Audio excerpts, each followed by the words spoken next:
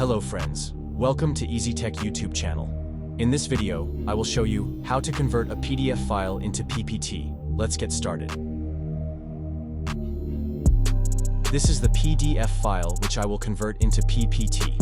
I will edit some text and the images. First of all, open Google Chrome on your computer or mobile and open the first link in the video description. Next, select your file from computer to upload. It will take some time depending on your file size.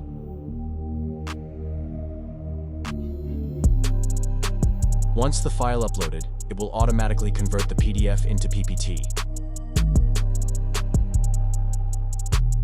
The PDF file successfully converted into PPT. Now click on Download button to download the PPT file.